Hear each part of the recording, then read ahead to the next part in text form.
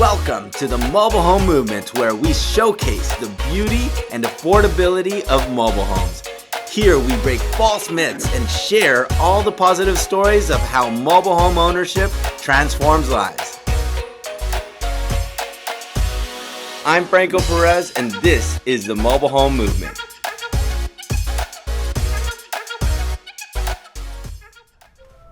What's up, guys? Today we have a special guest. We have Madison Nguyen, who is actually the first council member ever elected that is Vietnamese American. And actually, Madison, could you tell us a bit about yourself and what you've done around mobile homes? Yeah, absolutely. Hey, what's up, Franco? I'm so happy to be here to talk about the importance of protecting and preserving mobile home parks in Santa Clara County. I'm here at this beautiful home, and I can't wait to see, the inside of it. Even though I've been around a lot of mobile homes before, but this is my first time in Sunnyvale, so I'm really excited about this opportunity. So I've served on the San Jose City Council for almost 10 years, from 2005 to 2014. And when the issue around mobile homes came to the City Council because a developer was trying to convert one of the mobile home parks in San Jose into condos, I was the first council member who stepped up and said, no, this cannot happen. We need to preserve and protect mobile home tenants or residents, and we need to do everything we can to preserve mobile home parks in the city of San Jose. And I will continue to do that throughout Santa Clara County, as that is one of my biggest priority in my platform as I'm running now for Santa Clara County Supervisor. Totally. Yeah, and I'm excited to kind of dive into that too. But yeah, we are in this mobile home park right now that is in Sunnyvale. You can kind of see that out there, but I want to give you a tour of one of these homes. This is actually, we really want to showcase the quality of what these are, because there's a lot of false stigmas around these, what these homes look like, but I just wanted to show you a quick tour of this. But this is the front room area. So we actually built this with 3 big pieces. We deliver these on site, and then we tie these down. So it's quite fascinating. You got 3 bedrooms this way. We also have beautiful kitchen. What makes this feel so wide is that it's these 3 pieces. The width of the home really makes these bigger. A lot of these units here actually have single wides, old homes, because they were built in the 70s, but they didn't maximize the lot, and this allows for people that has a family that owned one of the old ones. How much is this place? This one here is actually about 310. 310. Okay. This is a 3-bedroom, 2-bath, and you also have a laundry area in your home, which is actually a big perk for a lot of people compared to when you're living in apartments and that sort of thing. And this is the master bedroom, right? So you have your bathroom, and you actually have a separate den out there. But let's go over back to the front area. I want to ask you a lot more about housing and that sort of thing. So, Madison, I know you've already done a lot. I actually, I really appreciate what you've done around Winchester Mobile Home Park. That was a big case, and there was a lot going on, a lot of drama, and I know you're a big part of that. So could you actually tell the audience that don't know what you've done, what were you doing as far as your relation with that whole incident at Winchester Mobile Home Park? Yeah, sure. So again, when I was on the San Jose City Council, a developer was interested in converting the Winchester Ranch Mobile Home Park into condos or condominiums. And so residents of the Winchester Ranch Mobile Home Parks came to me and said, we're all seniors. We do not want to move out of here. We've spent our lives at these mobile home park, and we don't want to lose our home, and we don't want to be uprooted to another city or another state, for example. And so I just thought it was just ludicrous that people can just come in and trying to uproot families out of their community. So I stood up with the residents, and we had so many different types of meetings at the mobile home parks, meeting at City Hall, meeting in my office, meetings out in the community, trying to preserve their homes. And so we worked with them.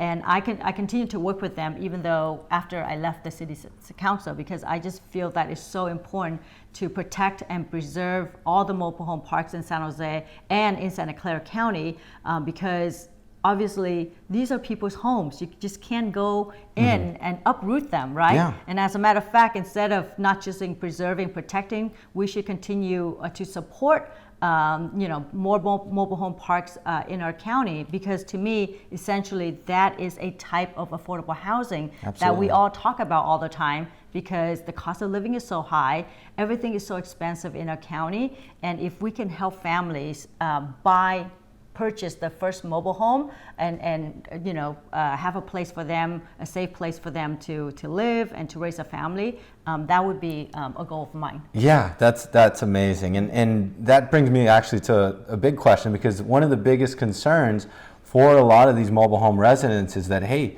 if one day a developer decides, because value here in this area, it's always, can go up in a matter of a year or so. What if a place like Google decides to redevelop this, rezone this? That's a big fear for a lot of these mobile home residents. What do you feel like you would be doing as far as helping protect mobile home residents and their asset? Because this is a home that they've put a lot of investment in, and many of these families, this is all that they have. Yeah. Right? Absolutely. So, when we're talking about mobile home parks and what can we do to preserve and protect mobile home parks, there is the good news that there is a meeting that's coming up on the San Jose City Council. That's just for the city of San Jose, but if it's successful for San Jose, we can certainly introduce that in other cities throughout Santa Clara County, including Sunnyvale, for example. But the issue is around how can we come up with a mobile home park zoning to preserve mobile home parks in the city of San Jose. What does that mean? That means that if this ordinance is passed by the San Jose City Council, then if a developer wants to convert a mobile home park into something else, they would have to come before the city council, and that has to be deliberated and voted on. So it's another layer, in terms of protection for mobile home park tenants to keep and preserve their home. And so this is something that I look forward to coming out with residents to support. If there is a meeting at the San Jose City Council in the future, which I think there is in either late October or November, then I would stand with the mobile home park tenants and make sure that we fight and protect these mobile homes. That's amazing. Anything, I wanted to give you the floor and let you talk about, affordable housing, and then after that, I want to talk about what you're running for as well. Where do you see affordable housing today, and how can we help keep, how do we allow, because there's a lot of going on. There's low inventory, home prices are insane in this area. How are people able to start their wealth building journey or have a stepping stone, and how can we help middle class citizens that don't already own homes get into home ownership? Right. Is there anything that you, or how do you see this going about, and how do you see the current problem and resolving it? So one of my top platforms for my campaign is how can the county help low-income families, and also seniors, to create what I call a ladder of upward mobility. How can we help people to get better? Because the role of the government is really to lend a helping hand when people need it the most. I'll just if you want to indulge me, I'll just take a couple of minutes to tell you a little bit about my background. So I grew up in Modesto, in a very small town. Well, it was small back then, but not so small now. But I grew up in a small town called Modesto. I came from a family with 9 children. Wow. And so when I first came to America from Vietnam, obviously my mom and dad, they didn't have any professional skills. So we grew up in an agricultural town. So that means that when we turned around the age of 12, preteen, we all had to go work with our parents in the farms and the fields in Patterson and Wesley. Those are the smaller towns off of Interstate 5. So I started picking like fruits, pretty much anything that grew under the sun at the age of 12. Yeah. I would wake up at 4:30 in the morning. My mom and dad would pack all of us in the back of a truck, drove us for 45 minutes to Patterson, and we start working at 5:30 in the morning, picking apricots, nectarine, peaches, anything that you can imagine. We cut them, we can them, that's the work that I did. That's my first job. Wow. And I never get to see a penny of what I made because it all went to the family to make sure that we have food on the table and a safe place. And so because we were so poor, we were recipients of Santa Clara County different types of programs and services. For example, we live in a Section 8 housing. We had cash and food stamps programs. I had, free lunches. I grew up eating a lot of government cheese. But, I was a happy kid. And the reason I was happy because, I live in a safe environment. It was our house. Even though it was rented, it was our house. But I think when you grow up in such a humble background like that, you understand how important it is to keep a family together. Because of, the hardship that I had, I worked really hard every day. I went to school, I got good grades, and I was able to go to college because my parents always said that the way to get out of poverty is if you become self-sufficient, right? And you go to college and you make something of yourself.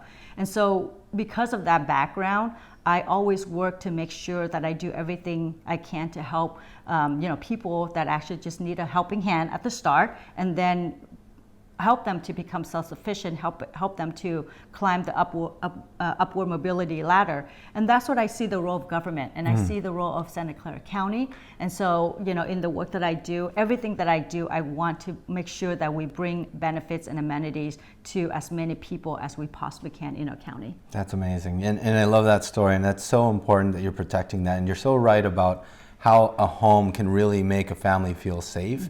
And, that's without talking too much about us, but that's why our team loves mobile homes so much, because we see that an immigrant family or a working class family, this becomes their first step to financial freedom.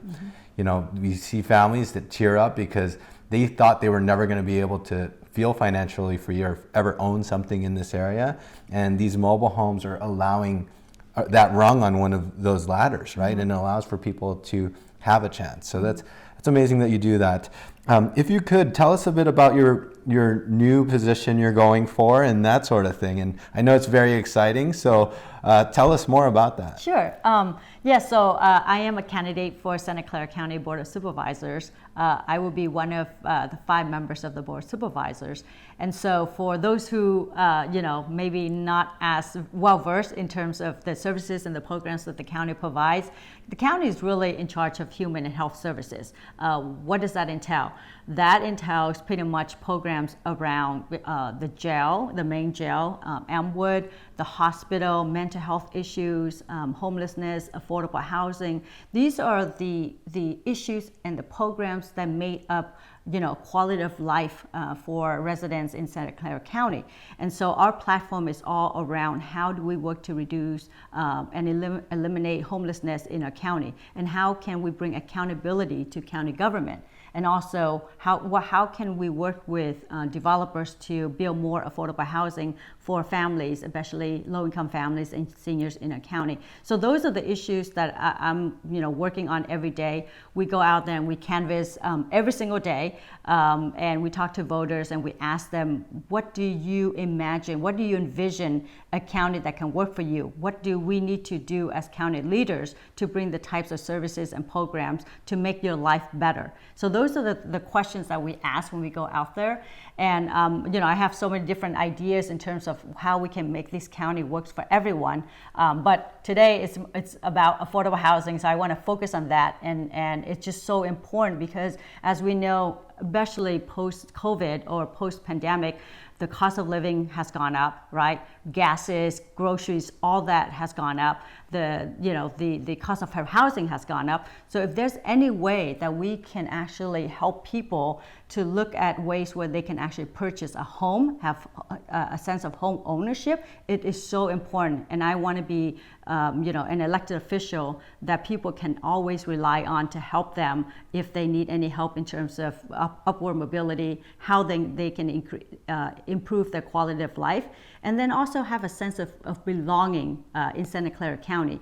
I think that's really important because I think sometimes when we get so busy with our lives, we forget about civic pride. And I think that's also very important to live in a community where you feel very proud to live here and to tell your friends that, hey, I live in Santa Clara County. It's a beautiful place. It's a place that cares about its residents. And those are the issues that I think is really important for us to continue to talk to voters about. Yeah.